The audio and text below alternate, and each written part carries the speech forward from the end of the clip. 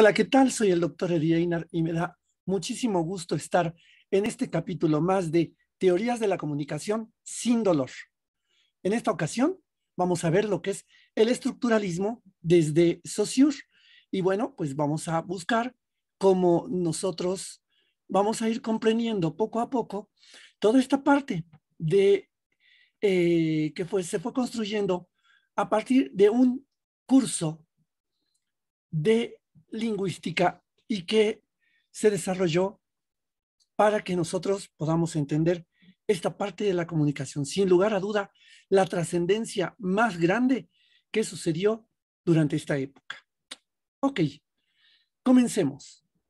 Estructuralismo es la teoría y el método científico de diversas ciencias humanas, antropología, sociología, psicología, etcétera, que se basa en el análisis de los hechos humanos como estructuras susceptibles de formalización. Es decir, todo lo que tenemos y lo que conocemos tiene una forma estructural que se va manejando a partir de ahí y como tal se puede separar o se puede construir, es decir, construir y deconstruir a partir de el concepto. Pero la base inicial fue esta, la lingüística. La lingüística dice que la teoría lingüística que considera la lengua como una estructura y un sistema de relaciones y establece los principios de forma y función para delimitar y clasificar las unidades de una lengua. Así que el estructuralismo lingüístico nació a principios de, precisamente acá lo tenemos, del siglo XX con Ferdinand Saussure. ¿Quién fue Ferdinand Saussure? Bueno, Ferdinand Saussure era un profesor que creó los 3 cursos de lingüística y que los dictó entre 1906 y 1911 en la Universidad de Ginebra, que reconoce como fundadores de los métodos de esta teoría. Para este lingüista, la lengua es una institución social, mientras que la palabra es un acto individual. Vámonos por partes. Recuerden que originalmente todos pretendían estudiar la lengua, pretendían estudiar los idiomas a partir de las palabras, es decir, de una lengua, una forma de comprenderla. Pero Saussure lo que hizo fue separar, es decir, colocar por estructuras cada palabra. Y a cada palabra que separó le dio un valor y ese valor se lo dio a cada letra que conforma una estructura. Y este es un acto individual, es decir, en vez de analizar amor en español, la palabra, y luego love en inglés, pues comenzó por analizar qué vocales y qué consonantes tenía para formar ese juego que hoy conocemos como estructura lingüística. En cuanto a institución social, la lengua es un sistema organizado de signos que expresan ideas y representan el aspecto codificado del lenguaje. Los lingüistas tienen por tarea estudiar las reglas de este sistema organizado a través de las cuales produce sentido. Es decir, la lengua estructurada en oraciones viene a producirnos un sentido y ese sentido es el que nosotros entendemos. Tal cual lo estamos viendo nosotros en este punto. Las frases y las oraciones conformadas por palabras vienen a darnos un sentido para explicar una definición. Entonces, Saussure había soñado con una ciencia general de todos los lenguajes hablados o no hablados, de todos los signos sociales. Se puede concebir, escribió en su curso de lingüística general, una ciencia que estudie la vida de los signos en el seno de la vida social. La llamaremos semiología, del griego semeion, que quiere decir signo, y nos enseñaría en qué consisten los signos y qué leyes los rigen. Una vez comprendido esto, llegó Roland Barthes y entonces él reforma el desafío planteado por Saussure. Es decir, va un poco más allá de las simples estructuras. Y en un artículo manifiesto que fija las grandes líneas de este proyecto titulado Elementos de Semiología, Elements de Semiology, publicado en la revista Communications de 1964, da la siguiente definición. La semiología tiene como objeto todo sistema de signos, cualquiera que sea su sustancia, cualesquiera que sean sus límites, las imágenes, los gestos, los sonidos melódicos, los objetos y los complejos de esas sustancias que se encuentran en ritos, protocolos o espectáculos, y así constituyen, si no lenguajes, sí al menos sistemas de significación. Es decir, Saussure ya avanza y no se queda nada más en la lengua, se queda ya, él avanza hacia los sistemas sociales, que constituyen, como lo dice, si no lenguajes, al menos sistemas de significación. Insisto, como los gestos, como la música, los sonidos melódicos, la música, los objetos y las imágenes, entre muchos otros. Todos estos entonces tienen que ser estudiados a través de la semiología. Roland Barthes ordena los elementos fundamentales de este proyecto válidos para la lingüística y la ciencia que en ellos se inspiran, en torno a 4 secciones. Primero, lengua y palabra. Ahí hay un cambio. Ahí ya no estamos hablando del idioma. Estamos hablando de la lengua y la palabra. Significante y significado. Sistema y sintagma. Denotación y connotación. A continuación, vamos a ver qué son cada uno de estos elementos. Lengua y palabra. La lengua, como institución social, es un sistema organizado de signos que expresa ideas, representa el aspecto codificado del lenguaje. La palabra es un acto individual. Y ahí hay un cambio. Mientras la lengua es un aspecto codificado del lenguaje, la palabra es un acto individual, es el que cada quien lo tiene. La lengua es la que poseemos todos, pero la palabra es la que nosotros definimos en cada una de nuestras experiencias. Significado y significante. Significante es la imagen acústica. Es por excelencia la representación natural de la palabra. La imagen acústica no es el sonido material, cosa puramente física, sino su huella psíquica, la representación que de él nos da el testimonio de nuestros sentidos. Entonces, el significante, si nosotros decimos manzana, es la imagen mental de la manzana que nosotros tenemos en ese momento. La pregunta siempre será, ¿cuál es la manzana que tienen ustedes? Y esa manzana puede ser redonda, ovalada, roja, verde, amarilla. Y ese momento no se cambia por una simple y sencilla razón. El concepto sigue siendo el mismo, manzana. La idea es el color y la forma, pero nosotros entendemos lo que es una manzana.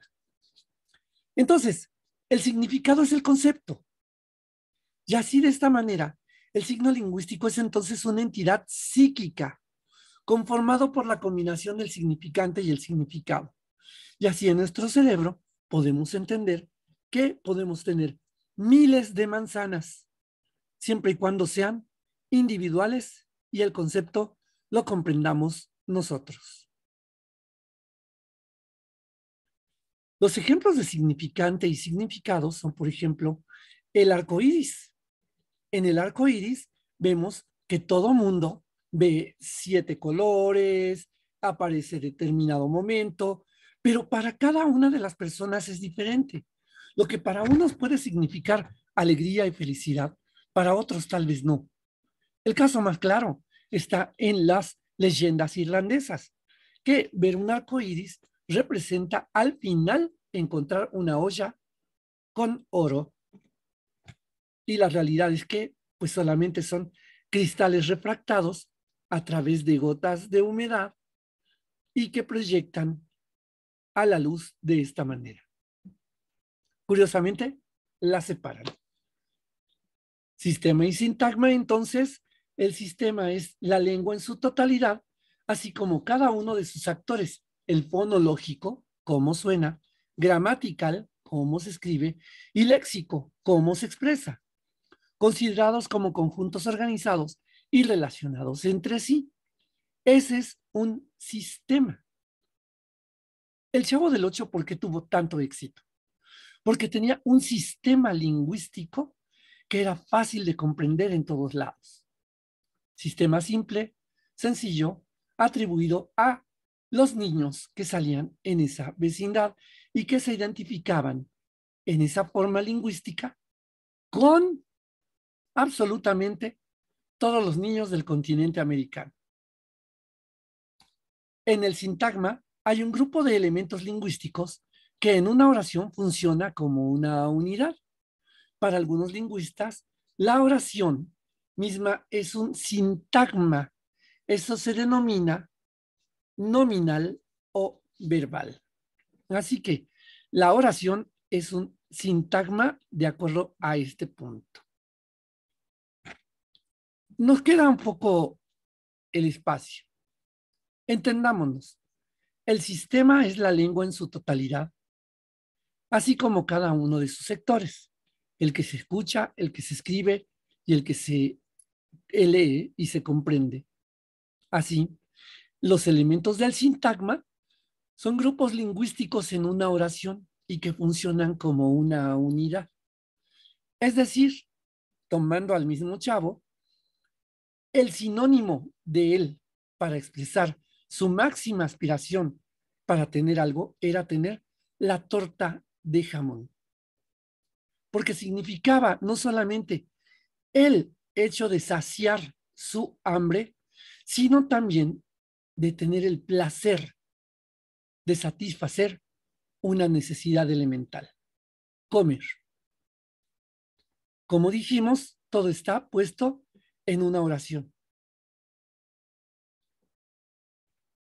Vamos por último en esta parte a lo que es la denotación y la connotación.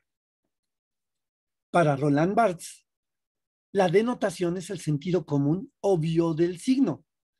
Describe la relación entre el significante y el significado en el signo lingüístico, es decir, lo que vemos y lo que entendemos.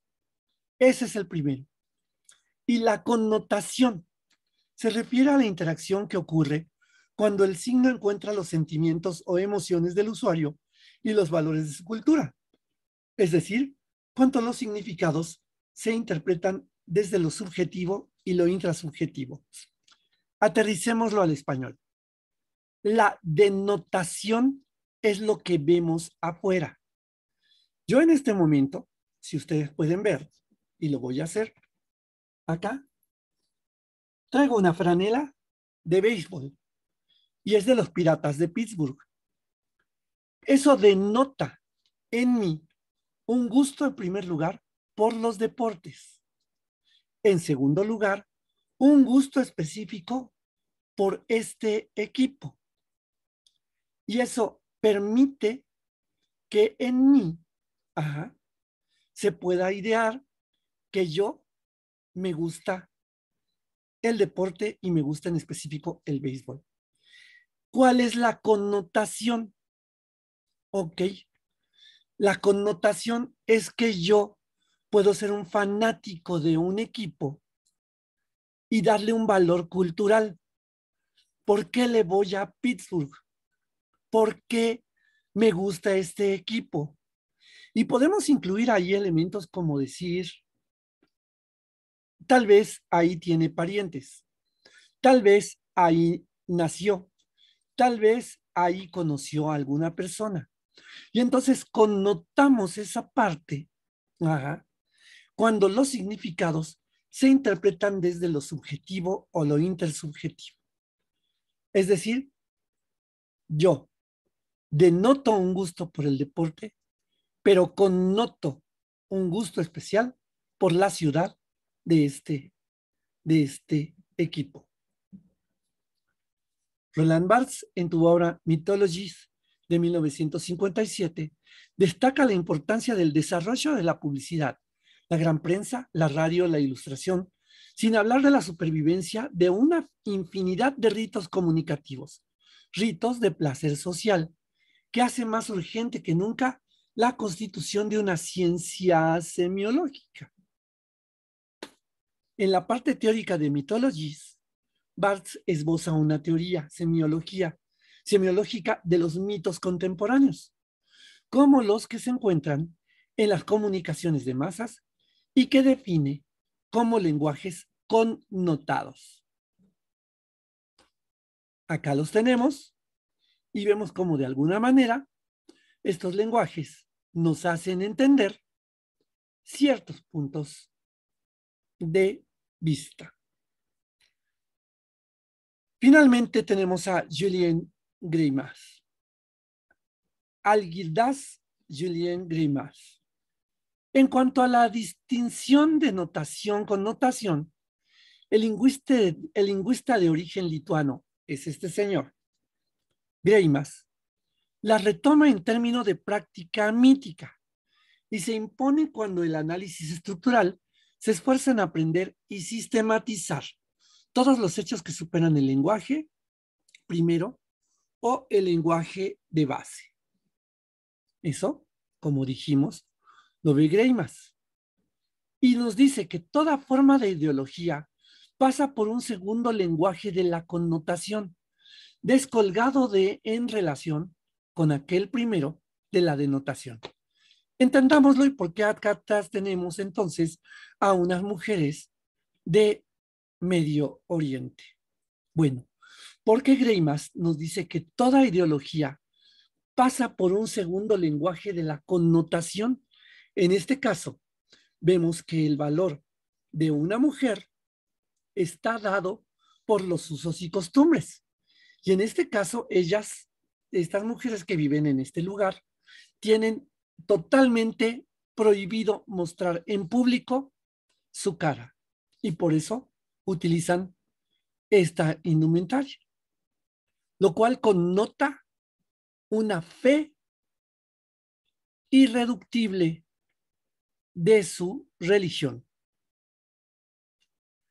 La puesta de relieve del significado y de la connotación, el interés por el sistema que subyace a las apariencias, indica la distancia que separa el proyecto semiológico de descripción de la significación, del análisis funcionalista, del contenido manifiesto. Es decir, Greimas pone en evidencia que la connotación no está nada más dada desde el punto de vista simple, sino viene desde lo que hay detrás. Estamos viendo el cartel de Wall de Pink Floyd. Ahí hay ya toda una connotación cultural que habla de Wall, de la caída, de que de un sistema hegemónico, determinante y político que fue asociado a esta canción o a este álbum. Sin embargo, este álbum y esta película y todo este espacio es una crítica a los sistemas educativos ingleses que imponían sus formas de entender a la fuerza.